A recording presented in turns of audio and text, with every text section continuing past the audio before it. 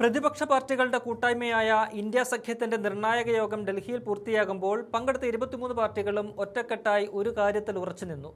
തങ്ങളെ നയിക്കേണ്ടത് രാഹുൽ ഗാന്ധിയും കോൺഗ്രസുമാണ്. ഏറ്റവും വലിയ പ്രത്യേകത എന്താണെന്ന് ചോദിച്ചാൽ തൃണമൂൽ കോൺഗ്രസ് നേതാവ് മമതാ ബാനർജിയും രാഹുൽ ഗാന്ധിയുടെ നേതൃത്വത്തെ അംഗീകരിക്കുന്നുണ്ട്. BJP TMCയെ ഒന്നാകെ വിഴുങ്ങാൻ വായ പൊളിച്ചിരിക്കുന്ന സാഹചര്യത്തിൽ പ്രതിപക്ഷത്തിന്റെ കൂട്ടായ്മയിൽ മമത വിശ്വസിക്കുന്നുണ്ട്. അതുകൊണ്ടാണ് കഴിഞ്ഞ കാലങ്ങളിൽ യോഗത്തിൽ നിന്ന് വിട്ടുനിന്ന മമത ഡൽഹിയിൽ വിമാനമിറങ്ങി ഇന്ത്യ യോഗത്തിന് എത്തിയത്. മണ്ഡല പുനർനിർണയം, വനിതാ സംവരണം എന്നിവയുമായി ബന്ധപ്പെട്ട ബില്ലുകളിൽ പാർലമെന്ററി തന്ത്രങ്ങൾ രൂപീകരിക്കാൻ ഏപ്രിൽ 15-നാണ് സഖ്യം അവസാനമായി ഒത്തുചേർന്നത്. ആ സാഹചര്യത്തിൽ നിന്ന് തീർത്തും വ്യത്യസ്തമായ രാഷ്ട്രീയ അന്തരീക്ഷത്തിലാണ് വീണ്ടും യോഗം ചേർന്നത്.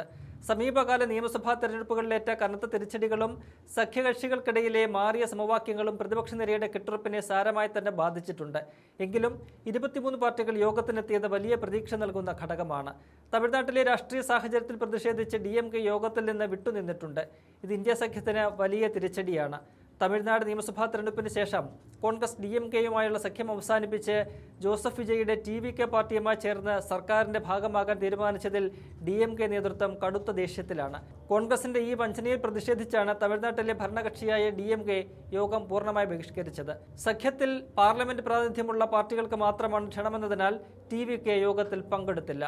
എന്നാൽ മുന്നണിയിലെ ഏറ്റവും ശക്തമായ തൂണുകളിലൊന്നായ DMKയുടെ അഭാവം സഖ്യത്തിന് വലിയൊരു തിരിച്ചടി സമ്മാനിക്കുമെന്ന് രാഷ്ട്രീയ നിരീക്ഷകർ വിധിയെഴുതി കഴിഞ്ഞിട്ടുണ്ട്. മമതാ ബാനർജി ഉൾപ്പെടെയുള്ള നേതാക്കൾ DMKയെ അനുനയിപ്പിക്കാൻ ശ്രമിച്ചെങ്കിലും ഫലമുണ്ടായില്ല.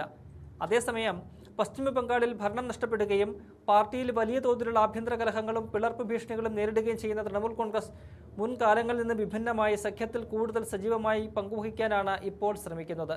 തൃണമൂൽ അധ്യക്ഷ മമതാ ബാനർജിയും പാർട്ടി ജനറൽ സെക്രട്ടറി അഭിഷേക് ബാനർജിയും നേരത്തെ തന്നെ യോഗത്തിൽ പങ്കെടുക്കാൻ ഡൽഹിയിലെത്തിയിരുന്നു.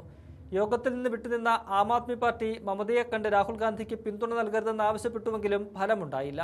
സഖ്യത്തിലെ ഭിന്നതകൾ പരിഹരിക്കാനുള്ള ഒരു അനുരഞ്ജന ചർച്ചയ്ക്ക് പക്ഷേ മമത നേതൃത്വം നൽകുമെന്നാണ് ലഭിക്കുന്ന വിവരം. പൊതുവായ ലക്ഷ്യത്തോടെയും വ്യക്തമായ ഉദ്ദേശത്തോടെയും ഇന്ത്യ സഖ്യം ഒന്നിച്ചു നിൽക്കുന്നു എന്ന് TMC രാജ്യസഭാ MP ഡെറക് ഒബ്രിയാൻ എക്സിൽ കുറിച്ചിരുന്നു. ചില പാർട്ടികൾ വ്യക്തിപരമായ കാരണങ്ങളാൽ വിട്ടുനിൽക്കുന്നുണ്ടെങ്കിലും അവർ മോദി സർക്കാരിന്റെ ഭരണഘടനാ വിരുദ്ധ നയങ്ങൾക്കെതിരായ പോരാട്ടത്തിൽ ഒപ്പമുണ്ടെന്ന് ജയറാം രമേശും വ്യക്തമാക്കി. വരുന്ന പാർലമെന്റ് സമ്മേളനങ്ങളിൽ സ്വീകരിക്കേണ്ട നിലപാടുകൾക്ക് പുറമെ വോട്ടർ പട്ടികയുടെ പ്രത്യേക തീവ്ര പരിഷ്കരണം, മണ്ഡല പുനർനിർണയ ബിൽ, ഒരേ രാജ്യം ഒരേ തെരഞ്ഞെടുപ്പ് ബിൽ, ചോദ്യപേപ്പർ ചോർച്ചയുമായി ബന്ധപ്പെട്ട വിദ്യാഭ്യാസ മേഖലയിലെ പ്രതിസന്ധികൾ എന്നിവയും യോഗത്തിൽ പ്രധാന ചർച്ചാ വിഷയങ്ങളായി. ഏപ്രിലിൽ മണ്ഡല പുനർനിർണയ ബിൽ പാസാക്കാൻ സാധിക്കാതെ വന്നതോടെ വരാനിരിക്കുന്ന സമ്മേളനത്തിൽ ജനാധിപത്യ വിരുദ്ധമായി നിയമങ്ങൾ വീണ്ടും കൊണ്ടുവരാൻ സർക്കാർ ശ്രമിക്കുമെന്നാണ് പ്രതിപക്ഷം വിലയിരുത്തുന്നത്. സമാജ്വാദി പാർട്ടി അധ്യക്ഷൻ അഖിലേഷ് യാദവ്, RJDയിൽ നിന്ന് തേജസ്വി യാദവും പ്രതിനിധിയായി മനോജ് ഝാ എന്നിവരും യോഗത്തിൽ പങ്കെടുത്തു. ഇവർക്ക് പുറമെ CP ജനറൽ സെക്രട്ടറി D രാജ, PDP അധ്യക്ഷ മെഹബൂബ മുഫ്തി, IUML നേതാവ് PK കുഞ്ഞാലിക്കുട്ടി, കേരള കോൺഗ്രസ് നേതാവ് ജോസ് കെ മാണി, RSP നേതാവ് NK പ്രേമചന്ദ്രൻ, NCP നേതാവ് സുപ്രിയ സൂലെ എന്നിവരും യോഗത്തിൽ നേരിട്ട് പങ്കെടുത്തു. ജമ്മു കശ്മീർ മുഖ്യമന്ത്രി ഒമർ അബ്ദുള്ള നേരിട്ടും ശിവസേന UBT അധ്യക്ഷൻ ഉദ്ധവ് താക്കറെ ഓൺലൈൻ വഴിയും യോഗത്തിൽ ഭാഗമാകുന്നുണ്ട്.